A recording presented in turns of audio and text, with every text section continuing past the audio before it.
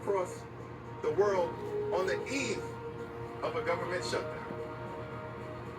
We're on duty, they're on vacation. They're on vacation because they'd rather shut the government down than protect the health care of the American people. That's unfathomable. That's unacceptable. That's unconscionable, and that's un-American.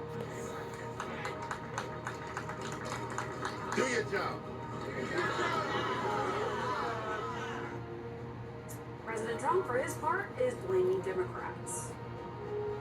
How many federal workers do you plan to lay off? Well, it may do a lot, and it's only because of the Democrats. And as you know, they want to be able to take care of people that have come into our country illegally, and no system can handle that. The brewing shutdown could be like none before it as Washington struggles over presidential power and how the government spends your money. CNN Chief Congressional Correspondent Monty Raju is on Capitol Hill. Monty, what are you hearing?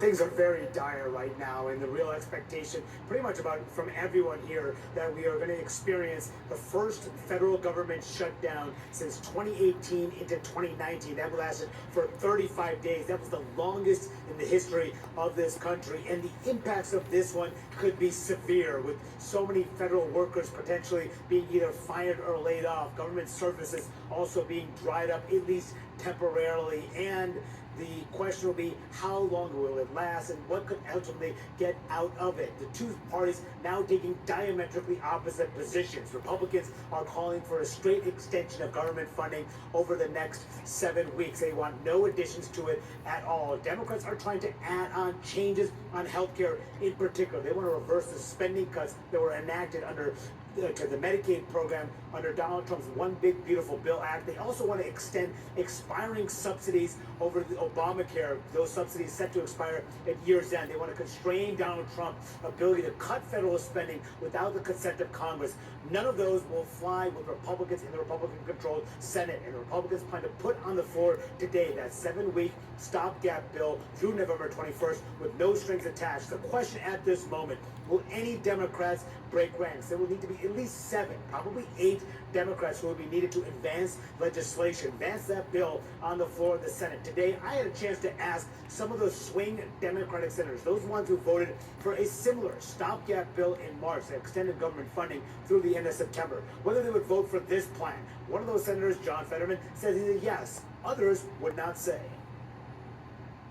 If you really want to fundamentally change policies, win elections, and then you have the ability to do those things. Yeah, I mean, isn't that fundamental the truth? Right now, there are Democrats overreaching. I think it's a noble outcome with the wrong way. Again, this is. Why can't I? I mean, I agree that it takes the tax credits, but what they're willing to do, I'm not going to vote to shut the government down. It's wrong. More chaos is the last thing our nation needs. Who voted for the CR back in March? Why not vote for this one? Well, you'll see what I do in a little bit. You voted for the March CR. Are you going to vote for this one?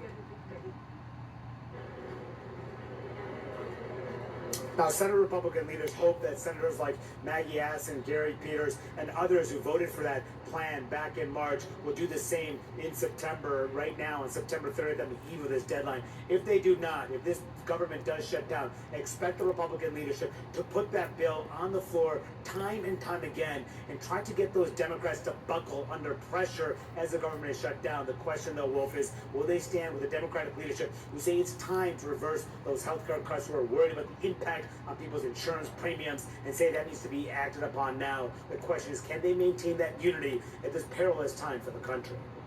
Wolf? Yeah, it's a huge moment right now, and we'll watch it very, very closely.